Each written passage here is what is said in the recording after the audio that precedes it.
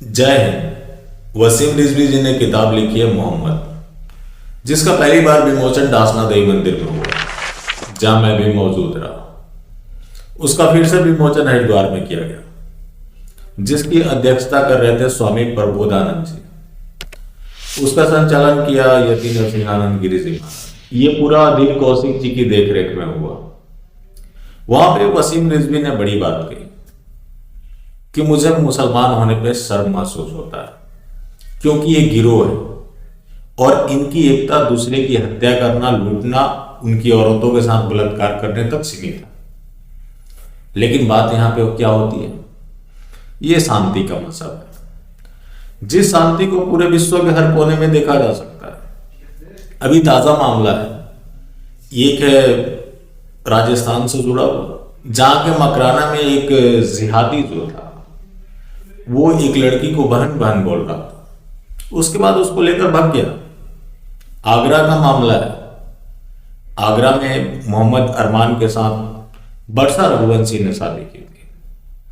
वो 1 साल पहले लव मैरिज हुई और अब वो संदिग्ध हालात में पाई गई। उस समय भी हंगामा हुआ था, लेकिन चूंकि दोनों बालिग थे, इसलिए परिवार भी बेबस होकर रह गया। अब परिणाम यह हुआ कि उसकी मौत हो गई। अब उसकी मौत किस वजह से हुई, ये तो एक जांच का विषय है। लेकिन जब उसके परिजन और पुलिस वाले गए तो उनके ऊपर पथराव हुआ, फायरिंग की गई। ये पूरा मामला किस चीज का है? जिहादिज्म का। ये जिहादिज्म क्या है? आम लोग इस चीज को लेकर ज्यादा सीरियस नहीं है। अक्सर बात होती है कि इस समस्या का समाधान क्या है। जब हम समस्या को नहीं समझेंगे तब तक उसका समाधान नहीं ढूंढ सकते। सबसे बड़ी बात यह है कि आज भी 50 to 60% लोगों को यह पता ही नहीं है कि यह जिहाद है क्या, लेकिन सबको समस्या का समाधान चाहिए। अब जो ये जिहादिज्म है, इसको टैकल कैसे किया जाएगा? गवर्नमेंट के ऊपर सवाल उठा दे तो वो आप देशद्रोही तो हो ही जाते हैं। देखिए साहब, तेरे चेहरे से नजर नहीं हटती, नजारे हमें क्या देखे। इनकी नजर कहां है? वो तेरा ध्यान किधर है? इनका ध्यान उसी टोपी वाले पर है, क्योंकि मर्दे मुजाहिद जो ठहरे। अब यही बात बोल दो तो दिक्कत हो जाती है। मास्टर स्ट्रोकवादी जिहादी जो परेशान हो जाते हैं, उनको मैं बोल रखा हूं कि तुम गोल टोपी खरीदो, ये सरकार का काम होता है। ये एक छोटा सा क्लिप देखिए। हाय माइन, मेरा नाम सलमान है और ये मेरा दोस्त है। क्या नाम है आपका?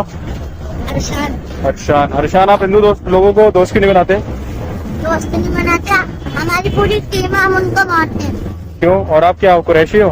हाँ। और हमारी कास्ट कुरैशी है जो घर में से उठवा लेती है। हिंदुओं को भी हाँ। उनको मारते हैं क्यों? मतलब ये किसने बोला कि हिंदू दोस्त नहीं हो सकते? हिंदू हिंदू मुसलमान लोग अल्लाह को गालियाँ बकते हैं। अच्छा, तो मुसलमान भी उनको, हिंदुओं को, अल्लाह भगवान को गाली बकते हैं? हाँ। आप भी बकते हो? भी बकेंगे, अगर हमारे अल्लाह को गालियाँ बकेंगे तो। अच्छा, तो ये आपको किसने बताया? मौलवी साहब ने या किसने बताया? टीचर ने? हाँ। क्या बोला उन्होंने? उन्होंने बोला कि उनको हिंदुओं से बात मत करे करो और उनको मारा करो। और उनको मारा करो? तो हिंदू को मारने से क्या होगा? हिंदू को मारने से तादाद बढ़ेगी हमारी। अच्छा। मतलब नाम बढ़ेगा हमारा। अच्छा। फिर अगर हम एक को मारेंगे, अगर वो 2 है तो हम एक को मारेंगे तो दूसरा आगे नहीं बढ़ेगा। अच्छा, फिर? इसलिए ओके, तो ये आप कितने भाई बहन हो?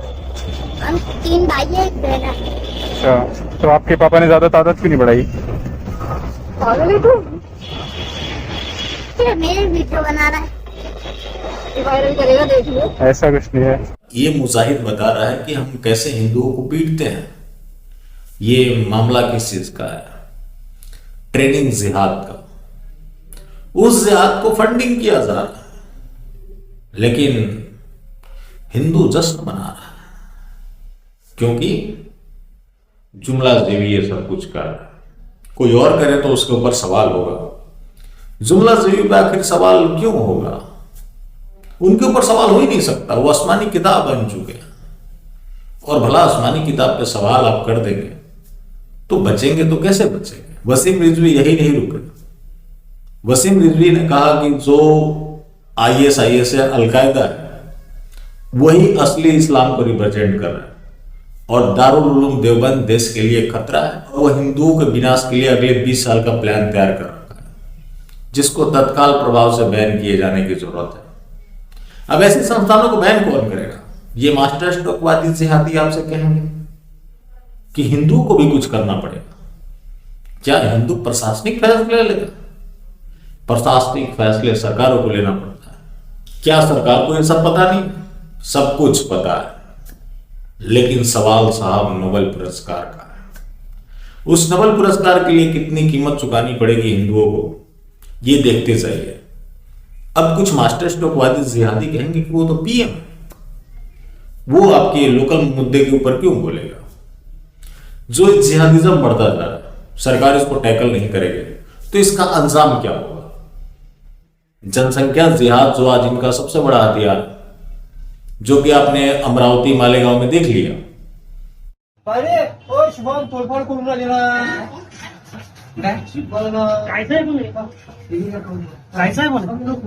पण त्याचं काय घेणं नाही विचार तोडफोड करू राहिले ते दुकान तोडू राहिले ते दुकान तोडू राहिले भांडणी करू राहिले पण तरी करू राहिले कोणतं दुकान घुसले ते सौरभ तेलंगानी गुप्ताजीचं भेटलं का ते त्रिपुरा का उन लोगों ने वहां बदला लिया, जो कि एक प्रोपेगेंडा था। इस तरह से जब भीड़ निकलती है तो अब आने वाले 20 सालों में वो भीड़ कितनी बड़ी संख्या होगी। जब गवर्नमेंट टैकल नहीं करेगी, इसका मतलब यहां का जो हिंदू कम्युनिटी है वो अपना समय काट रहा है। क्यों? सरकार चाहे तो सब कुछ कर सकती है, लेकिन सरकार करना नहीं चाहती है। वसीम रिजवी ने अपने वसीयत के बारे में भी कही कि जब मैं मर जाऊं तो मेरी अंतिम संस्कार यति नरसिंहानंद गिरी जी महाराज करें। उसको लेकर सुनिए यति नरसिंहानंद गिरी जी की क्या प्रतिक्रिया रही।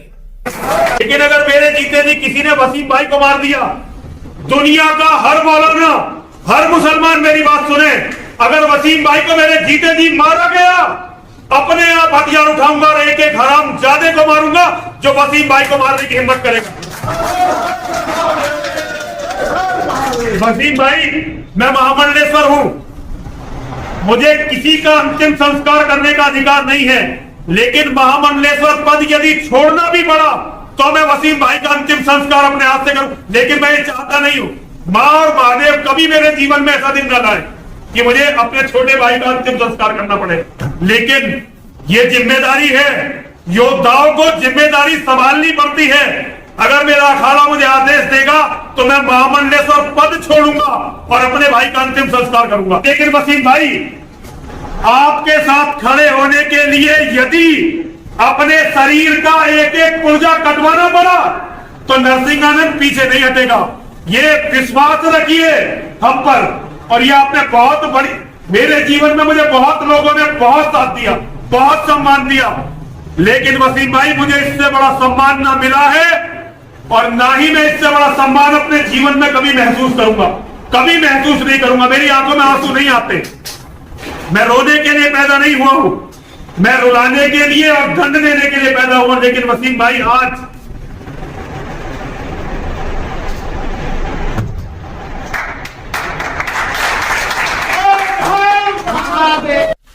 अब यति नरसिंहानंद गिरी जी ने बताया कि वो क्या करने वाले हैं। बात यही नहीं खत्म हुई। यति नरसिंहानंद गिरी जी ने सलमान खुर्शीद को भी जवाब दिया, वो भी सुन लीजिए। और हर जगह वो ग्रोह इंसानियत का कत्ल करना चाहता है, इसलिए उस सारी बातों को लिखना, किताबी शक्ल देना बहुत ज़रूरी था। आज आपने एक अपनी वसीयत भी यति नरसिंहानंद सरस्वती जी के नाम की है, क्या है वो? तब मुझको कब्रिस्तानों में खबर देने के लिए मना कर दिया गया, तो मैं किसी की खैरात में मांगी हुई कोई चीज़ लेता भी नहीं और मैं उन कट्टरपंथियों के साथ में अपने को दफन कराना भी नहीं चाहता। तो मैंने एक वसीयत की थी कि मेरा मरने के बाद मेरी चिता बनाकर उसमें अग्नि दी जाए और शरीर को नष्ट किया जाए।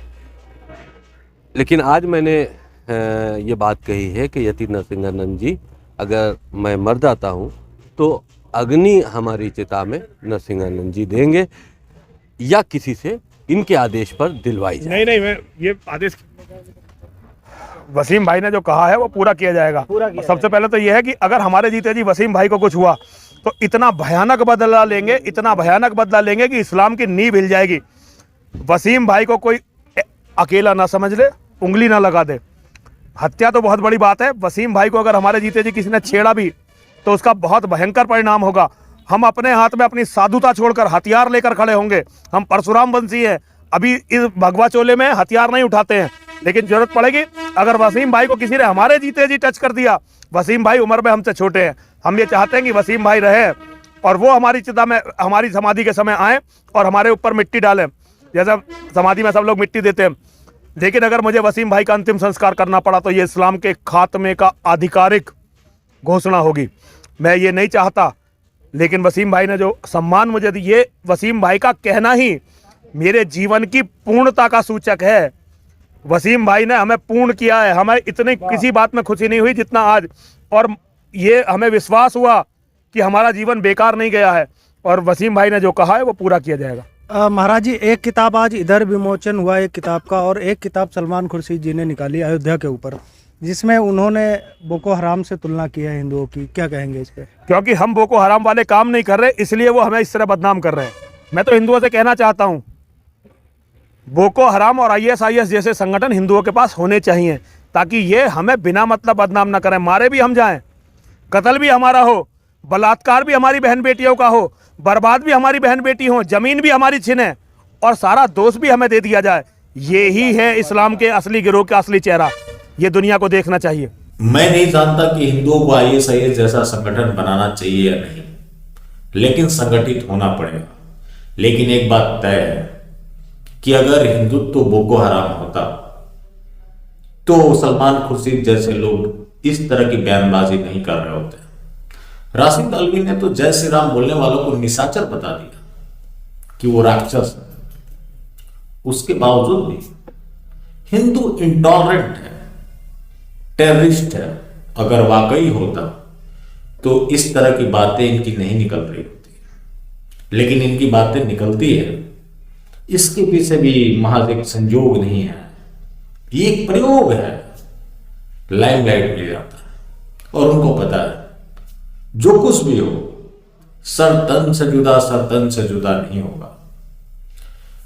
वसीम रिजवी ने जो मोहम्मद के ऊपर किताब लिखी है, उसको लेकर वसीम रिजवी ने प्रतिक्रिया दी फतवा को लेकर, वो सुन लीजिए। अभी अभी जस्ट आपके नाम का फतवा भी जारी हुआ है, क्या है इस किताब में? देखिए साहब, फतवे की तो हम लोग फिक्र करते नहीं। ये वो अपनी महफिल में बैठकर कुछ भी ऐलान कर दें, उससे हम डरते नहीं। रही बात जो असलियत थी वो मैंने कह दी। मैंने पढ़ा, मैंने समझा कि मोहम्मद एक दिमाग से कमज़ोर व्यक्ति था और काल्पनिक जीवन जी रहा था। उसने एक बहुत बड़ा ग्रोह बनाने की कोशिश की, जो आज ग्रोह पूरी दुनिया में फैल चुका है और पूरी दुनिया में मोहम्मदी आतंकवाद कायम हो चुका है और हर जगह वो ग्रोह इंसानियत का कत्ल करना चाहता है। इसलिए उस सारी बातों को लिखना, किताबी शक्ल देना बहुत ज़रूरी था। आज आपने एक अपनी वसीयत भी यति नरसिंहानंद सरस्वती जी के नाम की है, क्या है वो? तब मुझको कब्रिस्तानों में कब्र देने के लिए मना कर दिया गया, तो मैं किसी की खैरात में मांगी भी कोई चीज़ लेता भी नहीं और मैं उन कट्टरपंथियों के साथ में अपने को दफन कराना भी नहीं चाहता। वसीम रिजवी फतों का ख्याल नहीं करते, कोई भी नहीं करता। हर किसी को झेलना पड़ता है। ऐसा नहीं है कि आप पब्लिक लाइफ में आते हैं तो आपको सिर्फ और सिर्फ सम्मान प्यार मिलता है। गालियां भी मिलती हैं, धमकी भी मिलता है, वो तो आदत सी हो गई है और सबको आदत हो ही जाती है, रेगुलर जो होता है। उसके बाद जो पूरा ये जिहादिज्म का खेल है, यही खत्म नहीं होता। इस जिहादिज्म का खेल भारत और भारतीयता मिटाने तक चलता रहेगा। उसके बाद भी एंड नहीं होगा। फिर फिरकों की लड़ाई शुरू होगी, जो कि इन लोगों ने ठान रखा है कि हम वैश्विक अशांति फैला कर रहे हैं। लेकिन जो आम हिंदू है अभी भी भाईचारे की उम्मीद में बैठा हुआ है, तो भाईचारे की कीमत चुका रहा है। और सबसे बड़ी बात यह है, अवेयरनेस ज्यादा जरूरी है। जो भी आप घटनाएं देख रहे हैं, जिहाद वायरस तभी अटैक करता है जब आप कमजोर होते हैं, कंफ्यूज होते हैं। हिंदू अपने कंफ्यूजन में मारा जा रहा है और हम चाहते हैं कि हिंदू अपने कंफ्यूजन से बाहर आए, चाहे इधर का हो या फिर उधर का हो। हिंदू इंडिपेंडेंट बने, अपने परिवारों को मजबूत करे, लेकिन ये बोलना भी हिंदुओं को हजम नहीं होता। तो फिर अपनी बारी का इंतजार करें, क्योंकि जो ये आग लगी है बुझाया नहीं जा रहा है, इसमें और पेट्रोल डाला जा रहा है, तो वो आग आपके घर तक पहुंचेगी। बाकी जिंदा रहे तो फिर मिलेंगे और मिलते रहेंगे तो जिंदा रहेंगे, मिलना जुलना चाहिए, लेकिन हाँ मास्टर स्ट्रोकवादी बिल्कुल भी ना। जय हिंद।